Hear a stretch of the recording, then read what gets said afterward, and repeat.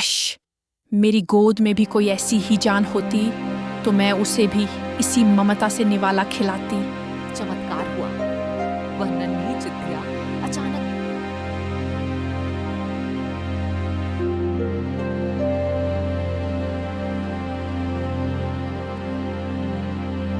अन्नदाता, न्याय कीजिए।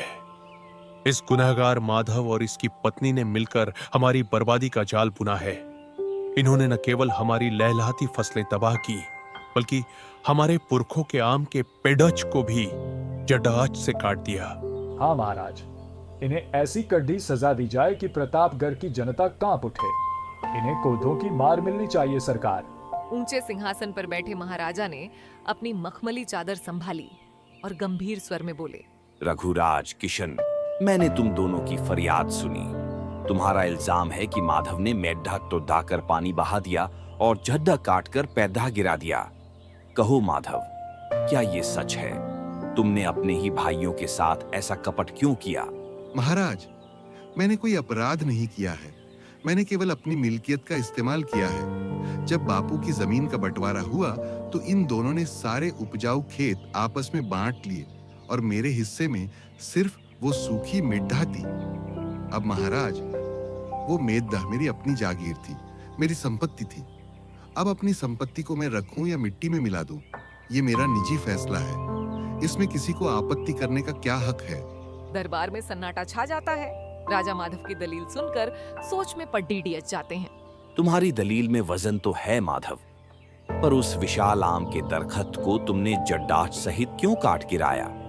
उसमें तो फल लदे हुए थे, वह तो किसी का नुकसान नहीं कर रहा था। माधव, महाराज, दुनिया की नजर में यह अपराध हो सकता है, पर न्याय की तराजू में यह मेरा अधिकार है। जब हमारी पुश्तैनी जायदाद का बंटवारा हुआ, तब मेरे इन चतुर भाइयों ने आम से लदे हुए उन भारी डालों को अपने हक में कर लिया। मेरे हिस्से में उन्होंने क्या छोड़ा? सिर्फ उस पेड्डेश की जड्डा। अब महाराज, जब जड्डा मेरी मुकम्मल जागीर है, तो उसे सहेज कर रखना या कुल्हाड़ी से काट देना, ये पूरी तरह मेरी अपनी मर्जी है। इसमें किसी भी दूसरे शख्स को दखल देने का कोई हक नहीं है महाराज। चूंकि वह जड्ड मेरी थी, इसलिए मैंने उसे काट दिया। वाह माधव, तुम्हारी दलीलें तो किसी बद्दे बैरिस्टर जैसी हैं। तुमने तो वांट का जवाब पत्थर से देने वाली मिसाल कायम कर दी। जिस चतुराई से इन दोनों ने तुम्हें किनारे किया था, उसी चतुराई से तुमने इन्हें धूल चटा दी। मान गए तुम्हारी बुद्धिमानी को माधव। तुम वाकई उतने भोले नहीं हो जितना दुनिया समझती है। लेकिन महाराज, आप तो इस अपराधी की तारीफ करने लगे। हमारा तो सब कुछ लुट गया, हमारी मेहनत की कमाई खाक हो गई और आप इसे शाबाशी दे रहे हैं। न्याय चाहिए, मूर्ख रघुराज और किशन। तुमने अपने सगे भाई के साथ छल किया, उसे बेघर किया और अब न्याय की उम्मीद लेकर मेरे दरबार में खड़े हो। असल गुनहगार तो तुम दोनों हो, जिसने भाईचारे का कत्ल किया है। इससे पहले कि मैं तुम्हें सरेआम कोढ़े लगवाने का हुक्म दूं, मेरी आंखों के सामने से दफा हो जाओ। उस माधव की इतनी जुर्रत! उसने सरेआम भारी सभा में हमारी पगड़ी उछाल दी। उसे तो सबक सिखाना ही पड़ेगा। हाँ भैया, उसे इस अपमान की भारी कीमत चुकानी होगी। हम उसे चैन से नहीं बैठने देंगे। माधव और पद्मा दुनिया की परवाह किए बिना मुखिया के खेतों में अपना पसीना बहा रहे थे। दोपहर की धूप ढल चुकी थी। जैसे ही दोनों रोटी का निवाला टोट ढने बैठे, वही रहस्यमयी नन्ही चिद्दिया फिर से पंख फड फडाती हुई उनके पास आ बैठी। अरे देखो जी, ये नन्ही जान तो फिर से लौट आई। जरूर इसे फिर से भूख सता रही होगी। रुक, मैं इसे दाना खिलाती हूँ। काश मेरी गोद में भी कोई ऐसी ही जान होती तो मैं उसे भी इसी ममता से निवाला खिलाती। जैसे ही पद्मा ने चिद्दिया को दाना खिलाया, वहां एक अलौकिक चमत्कार हुआ। वह नन्ही चिद्दिया अचानक धुएं और रोशनी के बीच एक सुंदर और तेजस्वी युवक के रूप में बदल गई। आप दोनों के प्रेम और इस निवाले ने मुझे एक भयानक शाप से मुक्त कर दिया है। आज से आप दोनों ही मेरे माता पिता हैं और मैं आपका पुत्र। अरे, ये क्या करिश्मा है! अभी तो यहाँ एक परिंदा था, ये इंसान कहाँ से प्रकट हो गया? कहीं तुम कोई बहरूपिया या मायावी तो नहीं? चले जाओ यहाँ से, हमें डराओ मत। तभी वहां श्वेत वस्त्र धारण किए आर्ष चरण दास जी प्रकट हुए। उनकी आभा से पूरा खेत महक उठा। माधव, डरो मत, अपनी शंकाओं को त्याग दो। यह युवक कोई पराया नहीं, आज से तुम्हारी ही संतान है। कुदरत ने तुम्हारी सेवा और ईमानदारी का फल तुम्हें इस रूप में दिया है। आज के बाद यह साये की तरह तुम्हारे साथ रहेगा।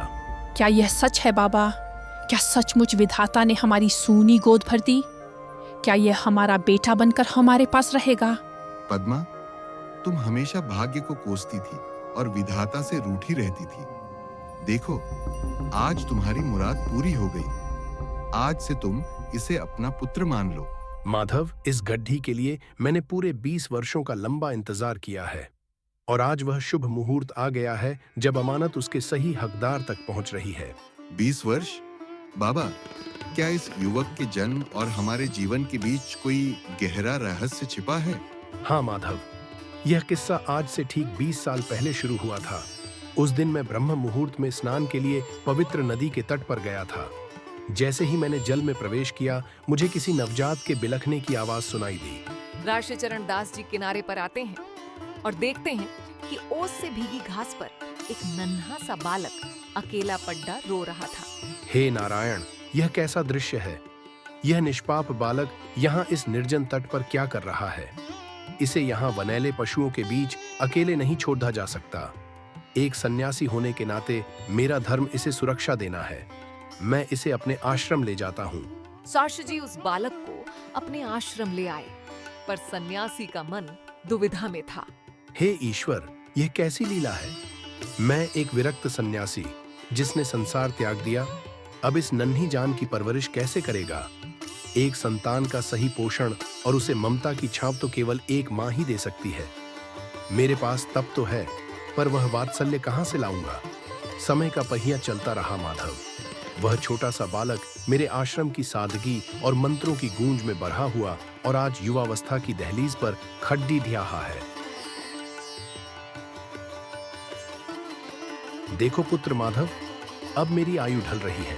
सन्यास की इस डगर पर तुम कब तक एक वृद्ध के साथ बंधे रहोगे? तुम्हें अपना असली संसार और अपना असली परिवार ढूंढना ही होगा। पुत्र, तुम्हें अब एक ऐसे आंचल की आवश्यकता है जो तुम्हें ममता की छाप दे सके। एक ऐसे पिता की जरूरत है जो तुम्हें अपना नाम देकर समाज में पहचान दिला सके। तुम्हें उस परिवार के प्यार की दरकार है जिसे मैंने बरसों पहले त्याग दिया था। पर बाबा, इस मतलबी और खुदगर्ज दुनिया में भला मुझ जैसे अनाथ को कौन अपनाएगा? यहाँ तो सगे भाई भी दौलत की खातिर एक दूसरे का खून बहा देते हैं। मैं तो बस एक लावारिस मुसाफिर हूँ। नहीं रे माधव, ऐसा मत कह। इस संसार में अगर कड़ीवाहट है तो मिठास भी है। बुराई के घने जंगलों के बीच अच्छाई के फूल आज भी खिलते हैं। भले ही झूठ का अंधकार गहरा हो, पर सच की एक छोटी सी ज्योति उसे चीरने का दम रखती है। आप क्या कहना चाहते हैं बाबा? मैं आपकी इन गूढ़ बातों का अर्थ नहीं समझ पा रहा। जर्षिचरण दास जी माधव के भविष्य को लेकर गहरी चिंता में डूब गए। उन्हें डर था कि उनके देह त्यागने के बाद इस निष्पाप बालक का क्या होगा। यह क्रूर दुनिया इसे कुचल देगी। तभी उनके अंतर्मन में एक दैवीय विचार कौंधा। हे परमपिता, मुझे क्षमा करना। मैं एक सन्यासी होकर मोह के वश में यह कठिन कदम उठा रहा हूँ। मैं अपने तप और मंत्रों की शक्ति से इस बालक को एक पक्षी का रूप दे रहा हूँ। आर्ष जी ने संकल्प लिया कि यह पक्षी तब तक आकाश में भटकेगा जब तक इसे दुनिया के सबसे दयालु और निस्वार्थ माता पिता नहीं मिल जाते। जिस दिन कोई योग्य निसंतान दंपति इसे अपना निवाला खिलाएगा, उसी क्षण यह शाप मुक्त होकर अपने असली मानव रूप में लौट आएगा। देखते ही देखते वह बलशाली युवक एक नन्ही और सुंदर चिद्दिया में बदल गया। वह चिद्दिया दिन भर आजाद गगन में उड्डती दुनिया को देखती और शाम ढलते ही वापस आशी जी के आश्रम में लौट आती। माधव के पास पंख तो थे, पर कोई घर नहीं था। आजादी तो थी, पर माँ की लोरी और पिता का कंधा नहीं था। माधव, पद्मा, इस बालक ने अपनी रूह के सुकून के लिए पूरे जग को छाना और आखिर में उसे तुम दोनों की ममता की छांव मिल ही गई। इसे योग्य माता पिता मिल गए हैं। इसलिए अब इसे परिंदा बनकर भटकने की जरूरत नहीं। आज से यह तुम्हारा पुत्र है और तुम इसके संरक्षक। बाबा, आपका यह उपकार हम जन्मों जन्मों तक नहीं भूलेंगे। आपने हमारी सूनी गोद ही नहीं भरी, बल्कि हमारे जीने का मकसद भी लौटा दिया है। आपका कोटि कोटि धन्यवाद। अर्शी चरण दास जी अपनी कुटिया की ओर लौट जाते हैं। इधर भोला और पद्मा अपने नए बेटे माधव को लेकर अपनी छोटी सी कुटिया में आ जाते हैं। वर्षों की वीरानी के बाद आज उस घास फूस के घर में खुशियों की रौनक थी। लेकिन कुछ दिन बीतने के बाद भोला के चेहरे पर फिर से वही पुरानी उदासी की लकीरें उभरने लगीं। पिताजी, मैं पिछले कई दिनों से देख रहा हूँ कि आपके चेहरे पर चिंता का साया गहराता जा रहा है। आपकी आंखों में कोई पुराना दर्द झांक रहा है। आखिर बात क्या है? अरे कुछ नहीं बेटा, मैं तो बस यूं ही अपनी तकदीर के पुराने पन्नों में खो गया था। तू चिंता न कर। नहीं पिताजी, मैं आपका पुत्र हूँ। आपकी खामोशी मुझे तड़पाती है। आप मुझे बताइए कि आपके इस हाल का जिम्मेदार कौन है? मैं आपकी क्या सेवा कर सकता हूँ? माधव की जिद के आगे भोला का संयम टूट गया। उसने भारी मन से अपनी पूरी दास्तान सुना दी।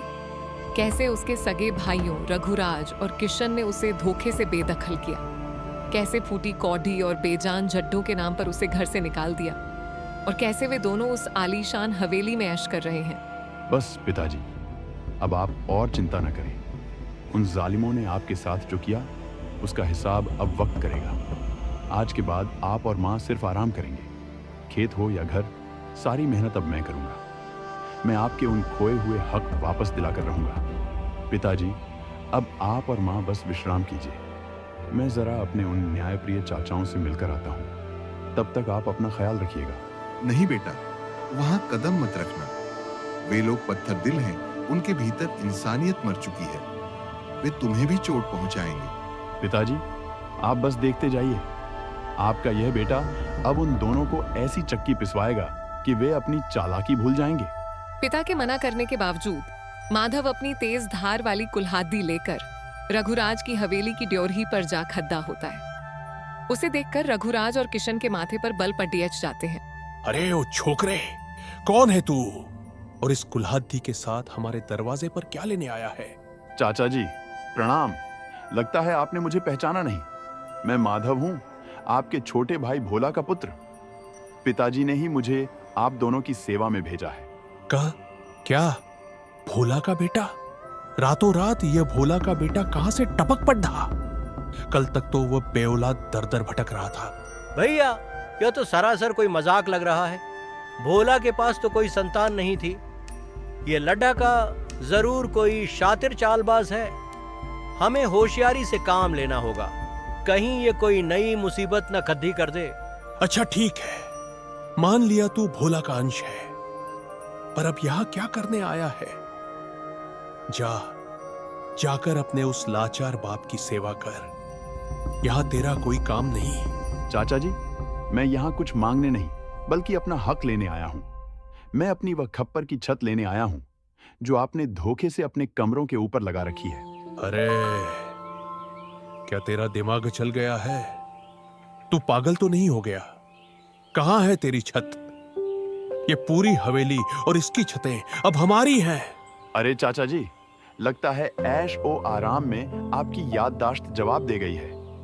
बंटवारे के उस कागज को याद कीजिए। कमरे आप दोनों के हुए, पर उन कमरों के ऊपर की छत मेरे पिताजी के हिस्से आई थी। अब मैं अपनी वही छत लेने आया हूं। अरे, यह क्या नई आफत है? अगर तू छत उखाड़ ले जाएगा तो हमारे कमरों का क्या वजूद रह जाएगा? बेअक्ल लड्डाज के, तू इस छत को हाथ भी नहीं लगा सकता, वरना अंजाम बहुत बुरा होगा। मैं तो बस अपना हक लेने आया हूं चाचा जी। आप लोग मेरे काम में दखल क्यों दे रहे हैं? जो मेरा है उसे मैं ले जाकर रहूंगा। इतना कहकर माधव बिजली की फुर्ती से हवेली की मुंडेर पर चढ़ गया। देखते ही देखते उसने कुल्हाड़ी के प्रहार से छत के खप्पर और कड्डियां तोड़नी शुरू कर दी। ऊपर से मिट्टी और चूना रघुराज और किशन के सिरों पर गिरने लगा। घबराकर दोनों भाई अपनी पगडियां संभालते हुए सीधा राजा के दरबार की ओर भागे। रघुराज, किशन, तुम दोनों फिर यहाँ? अब क्या मुसीबत आ पड़ी? महाराज, गजब हो गया। भोला, जिसके पास कल तक कोई औलाद नहीं थी, रातों रात 20 साल का जवान बेटा खड़ा कर लाया है। हाँ महाराज, और उस लड्ढके ने आज सुबह हमारी हवेली की छतें उजाड़ दी। वह खुलेआम कहता है कि राजा भी उसका कुछ नहीं बिगाड़ दे सकते। महाराज, वह लड़का कोई मामूली इंसान नहीं लगता। हमें शक है कि वह कोई जासूस या बहरूपिया है जो आपके सिंहासन के लिए खतरा बन सकता है। अगर उसे अभी नहीं रोका गया तो राज्य की सुरक्षा दांव पर लग जाएगी। क्या हमारी सत्ता को चुनौती? सैनिकों, अभी जाओ और उस भोला और उसके उस रहस्यमयी लड्याचके को बेदियों में जखधार कर हमारे सामने पेश करो। कुछ ही देर में सैनिक माधव और भोला को पकड़ डटकर दरबार में हाजिर करते हैं। पूरा दरबार सन्नाटे में डूबा था। सुनो भोला, सच सच बताओ, क्या यह युवक सचमुच तुम्हारी संतान है, या तुमने राजकाज में बाधा डालने के लिए किसी बहरूपिये को शरण दी है? हाँ महाराज, ये सत्य है। ये मेरा ही खून है, मेरा बेटा माधव। विधाता ने हमारी प्रार्थना सुन ली और हमें यह सहारा दिया है। तो तुम हो माधव।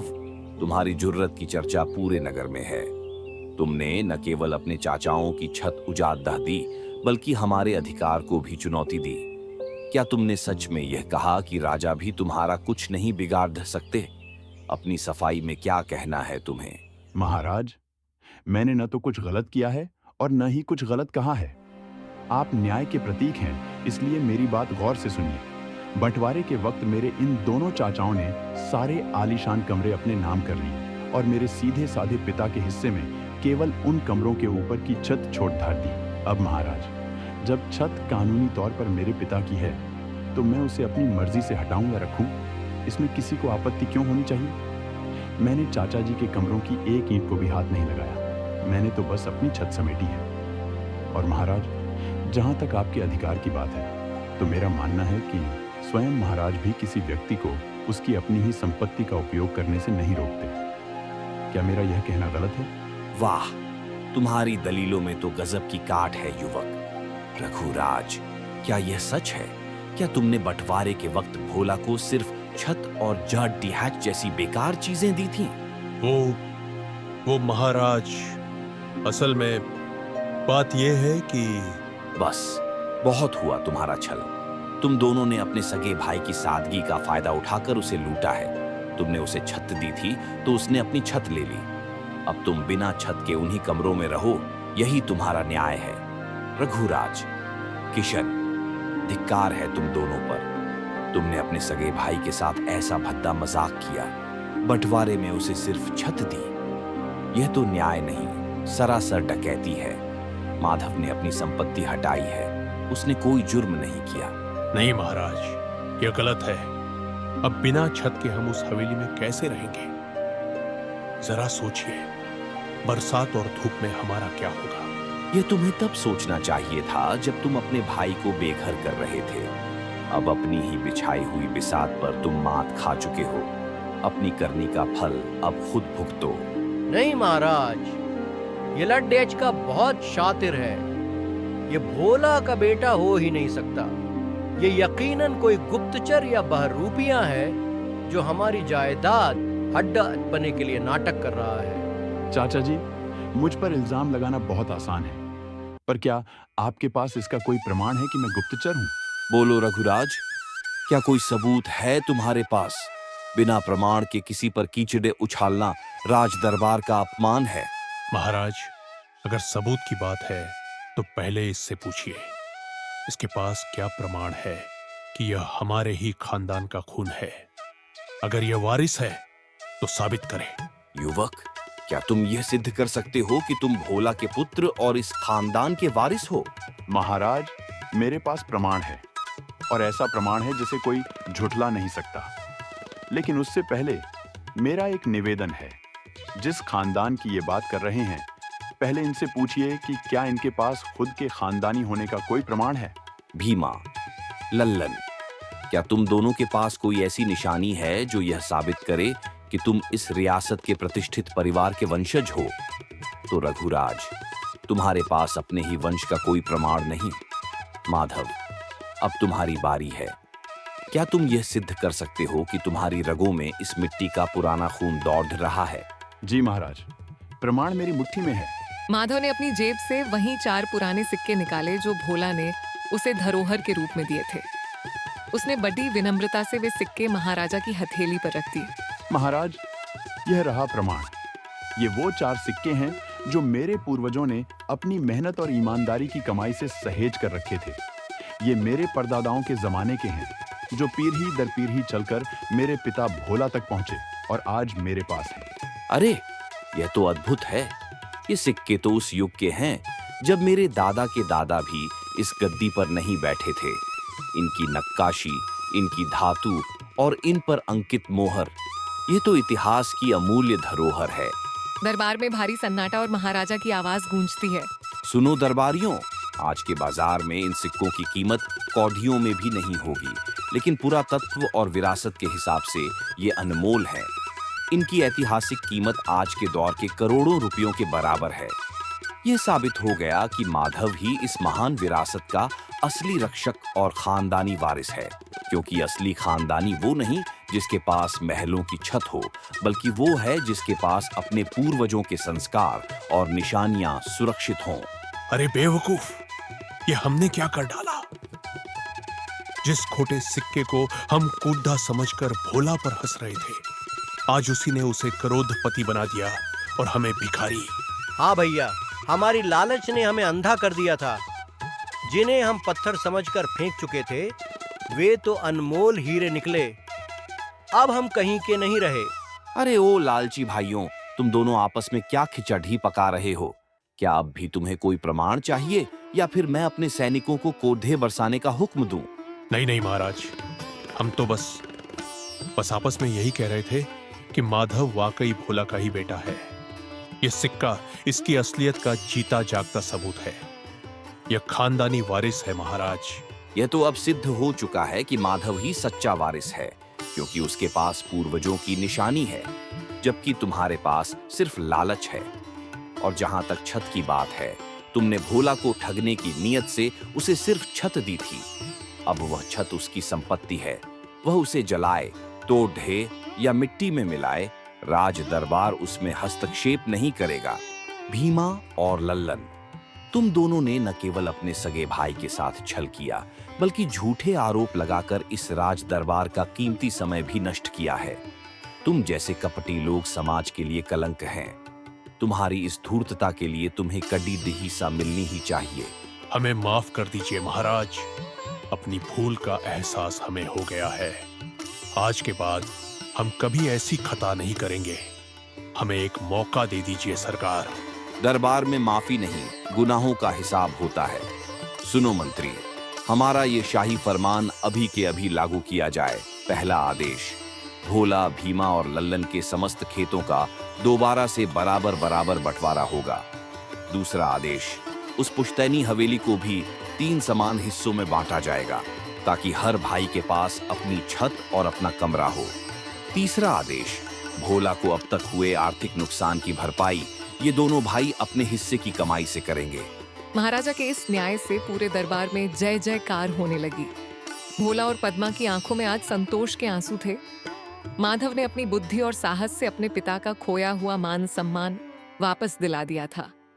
वे 4 खोटे सिक्के, जिन्हें दुनिया बेकार समझ रही थी, आज एक परिवार के मिलन और न्याय का आधार बने। भोला का परिवार अब फिर से एक था और उनकी कुटिया की वीरानी हमेशा के लिए खत्म हो गई थी। मंत्री जी, एक बात और, भोला ने जिस धैर्य और साहस के साथ इन कठिन वर्षों का सामना किया है, हम उसके उस जाज्बे को सलाम करते हैं। हमारे राजघराने की ओर से भोला और माधव को 5 एकड़ उपजाऊ जमीन उपहार में दी जाती है, ताकि वे सम्मान के साथ अपनी खेती बाड़ी कर सकें। और जहां तक इन दोनों दुष्ट भाइयों का सवाल है, इन्होंने न केवल भाईचारे को कलंकित किया, बल्कि न्याय को भी गुमराह किया। सैनिकों, इन दोनों को तुरंत ले जाओ और काल कोठरी के अंधेरे में बंद कर दो। यही इनकी सजा है। ठहरिए, एक और महत्वपूर्ण घोषणा। हमारे राज्य को एक ऐसे सलाहकार की तलाश थी जो न केवल बलशाली हो, बल्कि बुद्धि और तर्क में भी निपुण हो। आज तक हमें ऐसा योग्य पुरुष नहीं मिला था, पर माधव ने आज अपनी योग्यता सिद्ध कर दी है, इसलिए हम माधव को इस राज्य का मुख्य सलाहकार नियुक्त करने की घोषणा करते हैं। देखते ही देखते भोला के जीवन की काली रात एक सुनहरी सुबह में बदल गई। चारों दिशाओं से खुशियां उसके दरवाजे पर दस्तक दे रही थीं। उसे पिता की संपत्ति में अपना बराबर का हक मिला, राजघराने से जागीर मिली और उसका बेटा अब राज्य का सबसे ताकतवर सलाहकार बन चुका था। देखा भाग्यवान, तुम तो हमेशा अपनी किस्मत को कोसती रहती थी और विधाता से नाराज रहती थी। देखो, आज ईश्वर ने सब कुछ एक साथ लौटा दिया। कल तक हमारे पास सिर छुपाने को छत नहीं थी, अपनी जमीन नहीं थी, पर आज देखो हमारे पास सब कुछ है। सच कहा आपने, धीरज का फल वाकई मीठा होता है। उन खोटे सिक्कों ने आज हमारी तकदीर ही बदल दी। पद्मा, आज देख रही हो, जो कल तक हमारे पास नहीं था वह सब आज हमारे चरणों में है। हमारे पास जमीन नहीं थी, आज लहलहाते हुए 5 एकड़ खेत हमारे हैं। हमारी गोद सूनी थी, आज साक्षात माधव जैसा तेजस्वी पुत्र हमारे पास खद्दाहा है। कल तक समाज में हमारी कोई पूछ नहीं थी और आज हमारा बेटा इस राज्य का मुख्य सलाहकार है। मुझे माफ कर दीजिए स्वामी, मैं अक्सर दुख में अपना धीरज खो देती थी, पर आज समझ आया कि समय की चाल सबसे निराली है। समय कब राजा को रंक बना दे और रंक को राजा, यह कोई नहीं जानता। हाँ पद्मा, समय ही सबसे बद्धा बलवान है। और देखो, हमारा वह खोटा सिक्का जिसे दुनिया कबाड़ा समझ रही थी, वही आज हमारी सबसे बद्धी ढाल और दौलत बना। वह सिक्का क्रोधों का निकला, क्योंकि वह सिर्फ धातु नहीं, हमारे पूर्वजों का आशीर्वाद था। भोला और पद्मा की यह कहानी हमें सिखाती है कि मेहनत, धैर्य और साहस का फल भले ही देर से मिले, लेकिन जब विधाता देने पर आता है तो वह छप्पर फाड़ कर देता है। इंसान को कभी भी पक्षपात नहीं करना चाहिए और हमेशा एकजुट होकर रहना चाहिए, क्योंकि असली ताकत एकता और सच्चाई में ही होती है।